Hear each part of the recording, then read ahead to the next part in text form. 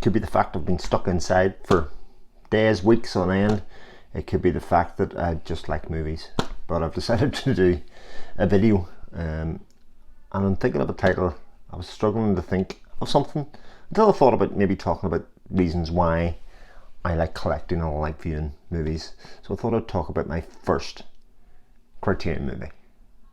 And that first Criterion movie, as you've probably seen from the thumbnail, is In a Lonely Place. In a Lonely Place is a film by Nicholas Ray. And I think about this along with Tragedy Macbeth, but this was the first one that I watched, and it must have been on sale for me to pick it up. I mean, aside from having a curiosity about Criterion, they're quite expensive just to take a punt on. So, I mean, the chances are that I bought those two together in some sort of deal.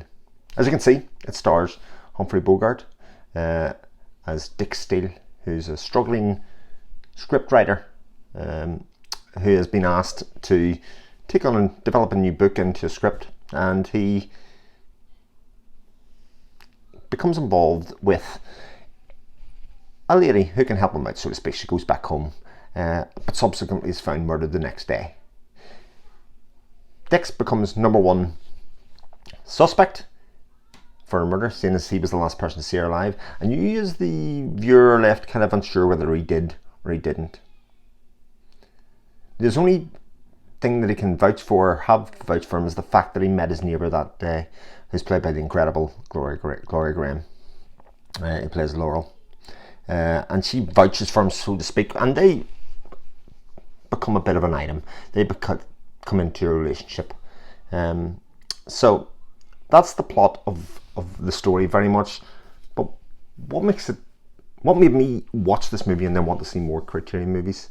Well, for a start, it's a deep movie. It's not, while it's a film noir, certainly, and not that I knew very much about that at the time, it's a film noir, but it's got layers and it's got depth.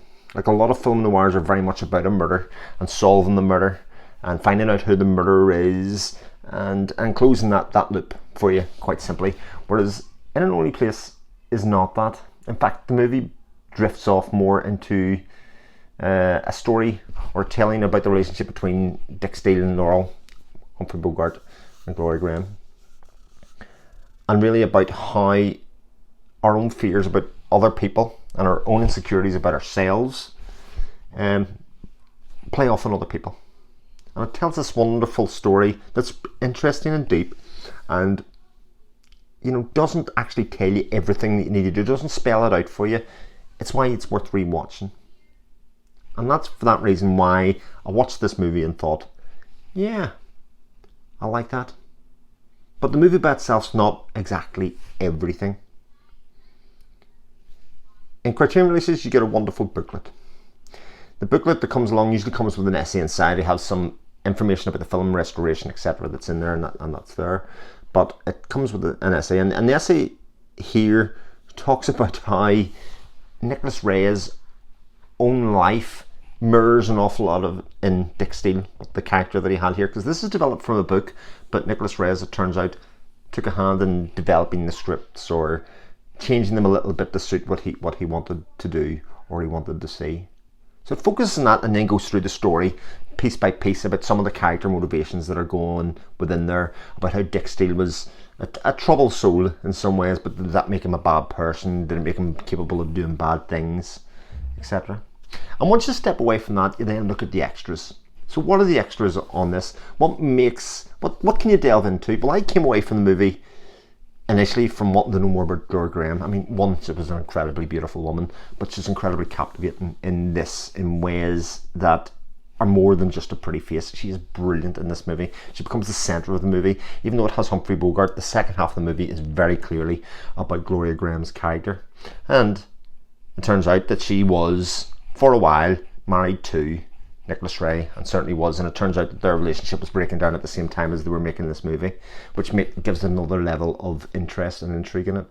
So that then leads you on to say, well, tell me a bit more about Nicholas Ray and a bit more of his movies, and there's a documentary about that. There's also a commentary with it, which I haven't even got watched yet or listening to, because it's the kind of thing they usually say for a second or third watch when I really get into a film, and it's the film I've seen twice now. So the next time I watch it, it will be with the commentary, because I feel like I've got enough out of it. The first time you watch something, it's trying to figure out what's going on. The second one's a bit more, okay, I remember this, what else is there in this? And the third one will be very much about getting into the nuts and bolts of the finer nuts and bolts of a story, and looking at interpretations of the movie and what it actually means. Because like I say, it's not a case where this is a very easy and open shut film, and one that you can categorize very easily as it's that. Certainly the murder mystery is solved. Certainly we see how the relationship between Dick Steele and Laurel plays out. But ultimately it was a movie that I wanted to revisit again. I wanted to see what else was in it. And that's why In a Lonely Place was my first Criterion, and why I wanted to watch more. Thanks for watching. Take care.